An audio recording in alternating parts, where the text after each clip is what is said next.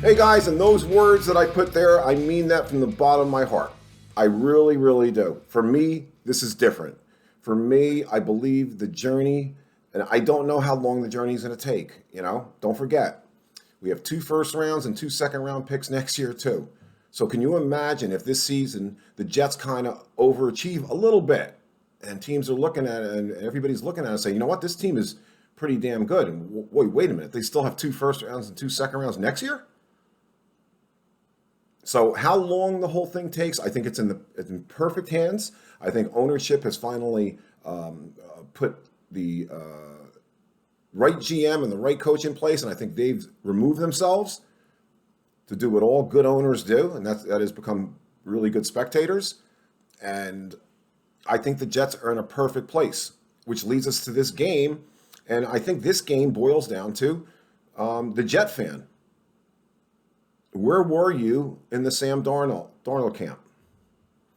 Were you in the camp that says he got totally screwed, that if he had a good offensive line and good receivers and a decent head coach with a decent offensive coordinator and a guy when he would come off the sideline that would be there to talk him down, and he never had anybody next to him when he'd come off the sideline. I mean, how don't you have a quarterback coach? That was horrible. But if you fall in that camp, then you're going to feel one way about this game.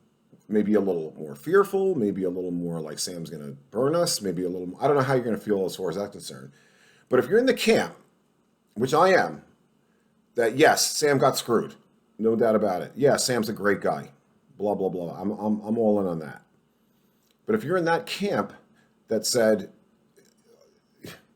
life's a bitch, you got to pull yourself up and work hard and focus through situations like that and make plays and lose and don't look like you're scared of the situation. And that's what Sam looked like to me. And where it all completely came crumbling down for me, and it was crumbling already, was, I believe, I don't know October, the date. I think it was week 7 against the Buffalo Bills when Sam goes back to pass, and in the flat is a wide open Denzel Mims. Now, his first read is right, second read center. He doesn't see Denzel right away. By the time Denzel gets to the flat, to his spot where he should already been hit,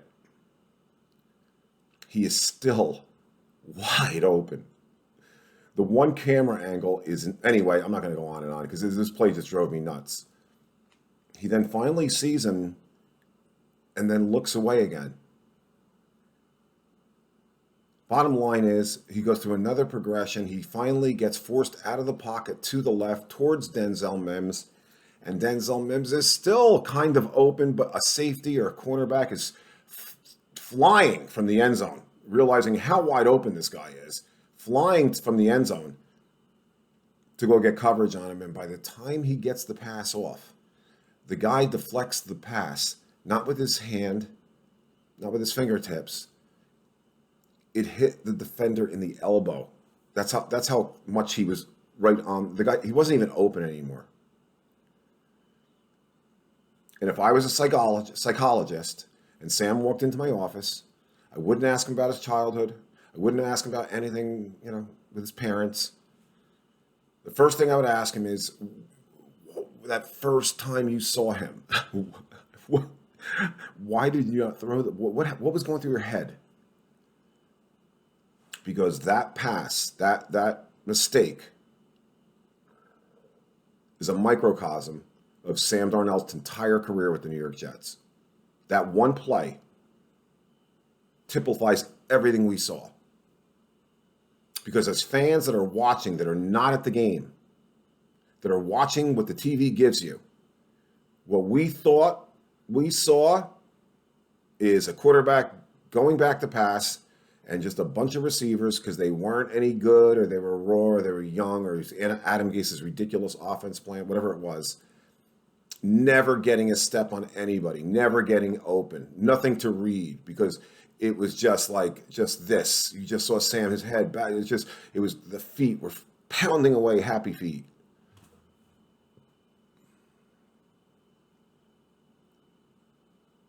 And then I realized when I saw that play, it can't be the case.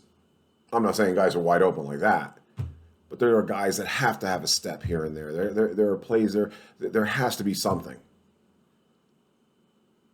And it just got worse and worse. So now I'm led to believe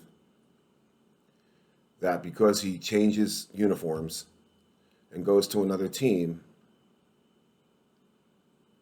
that's going to change. Because that's what needs to change for the Panthers to win the game, unless McCaffrey goes off on the ground. Unless they watch the film of the Jets in the preseason and how much they struggled against the run.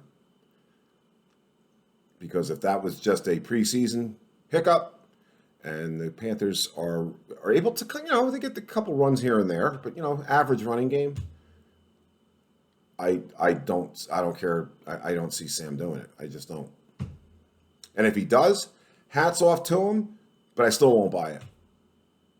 Talk to me at week 17. I won't buy it. But that's the way I feel about it.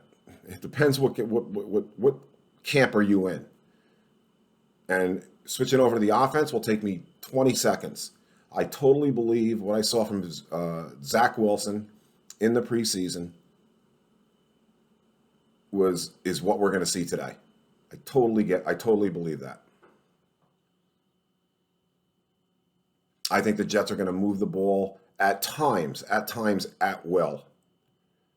Don't forget, the Jets, yes, Sam is going against a very young secondary. The Jets are too. The Panthers are the second youngest team in the NFL. The Jets are the first. The Panthers are starting 4 rookies as of now. Are starting 4 rookies.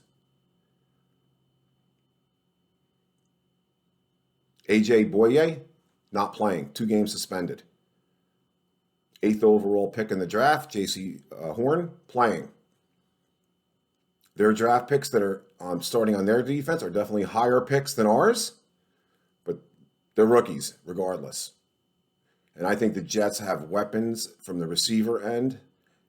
We haven't even brushed on Denzel Mims. We haven't even touched Elijah Moore. God, we haven't even talked about Corey Davis. And what about the running game? And what about the offensive line? I think we're going to be pleasantly surprised with today's game. And that's how I feel going into the game. And I'm a negative game day Jet fan. I'm going to really try to control that. I am a real negative game day Jet fan. So that's how I feel about it. I feel really good about this game. And I'm really excited to watch Zach play in the offense. And if at 4:15, 4:30, 5 o'clock, whenever I sit down to make the video, the wrap-up video of it, it doesn't happen. You know what? It didn't happen in week 1. But it's going to happen. It's the beginning, guys. This is it, man. There's no doubt in my mind. There's no doubt in my mind the Jets have everything perfectly in place. I've never enjoyed a head coach on the way he runs the New York Jets, from communication to personality, everything about this guy. Never have I enjoyed a head coach more than this guy. It's not close. There's nobody that even is in second or third. And to have a GM where you know nothing, you don't know anything of what he's thinking or doing is such a breath of fresh air. And ownership, finally, that's out of the way. So again, this is the beginning, guys. This is the beginning. And if what I believe is going to happen today doesn't happen today, I'm okay with it. I'm not going to lose much sleep over it because I'm in it for the long haul. And I know you guys are too. So it's just the beginning. Enjoy the game, guys. Enjoy the game. Really enjoy it. I just can't wait to see the offense. I'm looking forward to really watching the offense today. And that's it. I'll see you after the game.